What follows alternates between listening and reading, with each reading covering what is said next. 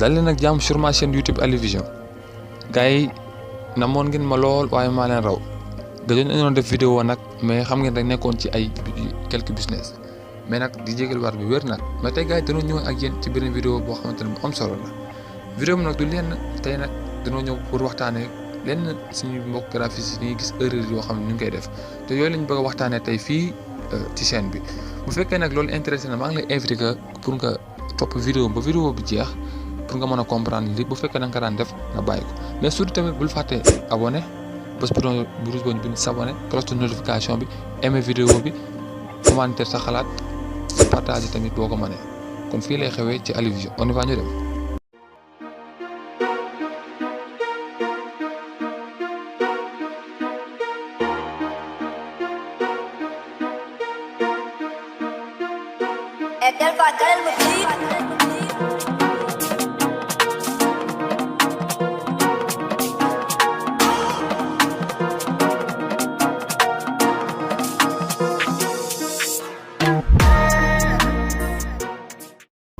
voilà gars yi comme ni ñu ko waxee ci début de vidéo bi ak ni ngeen ko gisee ci titre bi ak ni ngeen ko gisee ci miniature bi tey nag dañoo bëgg a waxtaanee erreur yi nga xam ne ñu ngi koy gis suñu mbokk graphiste di ko def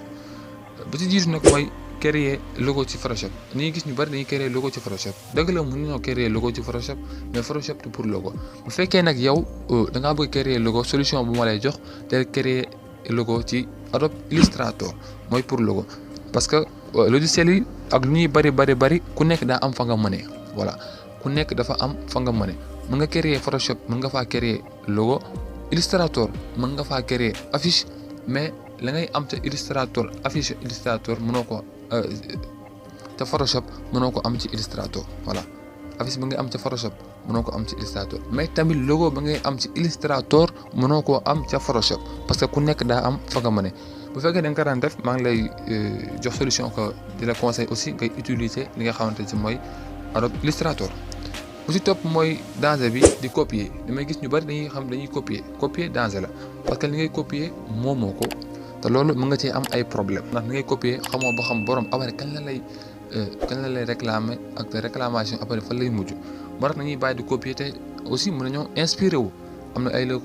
logiciels yoo xamante ne si ay sites yoo xamante ne si mën nga faa dem di inspiré wu te après doo ci mën a am benn problème comme li si mel ne Dribbble mën nga faa dem di tapé lépp loo bëgg a defar li si mel ne ay carte visite wala ay flyers boo duggee tapé foofu da lay indi ay modèle nga inspiré wu ci mais pas copier nga daal di defar li nga bëgg a defar kon nag bu fekkee da nga ko daan def bàyyi ko parce que ay risque dong moo ci nekk. lu ci topp nag moo ëpp solo nag mooy li nga xamante ne mooy surcharge de graphisme ma nga surcharge sa graphisme maanaam nga jàpp sa graphisme jàmbate ko ba boo xoolee da ngay xam ne lii moom saa yi amul benn organisation loolu nag lu ëpp ñu koy def nag nii la ñuy utiliser mode police yi bari wala ay couleurs yi bari wala forme wala ay effet yooyu mooy tax sa graphisme du am benn privilège te dañ ciy soxla privilège simplicité visible voilà ndax yooyu mënut a ñàkk si design yooyu bu ko amul rek mën nañoo wax ni baaxul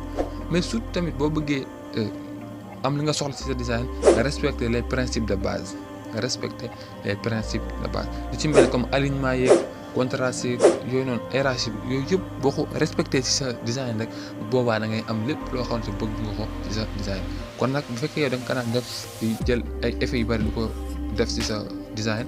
wala sa graphisme boog dee ko bàyyi parce que loolu day tax après du am benn sens quoi mi mel ne nga togg sa añ ba pare ba war a yàq ba organiser woo bool yi waaw nga jël lu nekk nga sànni ko fi waaw même ceeb bu neexoon sax ku ko gis du am envie lekk noonu la demee rek voilà maanaam soo defee sa design ba pare teg ku ko gis après information yi du ko parce que fu information yi tegu moo organiser wul voilà noonu laa ko mën a tuddee voilà gars yi tey nag li la ñëwoon pour wax leen ci gën leen doon def vidéo lool nag mais dinañ reprendre waat incha allah. vidéo yi si topp nag dañ leen def ay quelques vidéos ci Photoshop voilà ndax ñu bari ñu ngi koy laaj après bu ñu jógee ci Photoshop ñu dem ci CapCut ñu bari ñu ngi ciy laaj CapCut incha allah dinañ si ñëw ak yéen ak montage vidéo yi ak yeneen logiciel montage vidéo incha allah bu fekkee li yëpp ñu wax ci vidéo bi da nga ko daan def maa ngi lay ñaan pour nga bàyyi ko parce que dafa nekk loo xamante ne si bu fekkoon sa liggéey dana war a dem à 10% day gën a wàññeeku 5% 1% bu yàggee mooy te kaay nag dina leen indiloon xam naa fi ne dag bàyyi vidéo bi di leen jox dig daje ci beneen vidéo jaa ngeen jëf.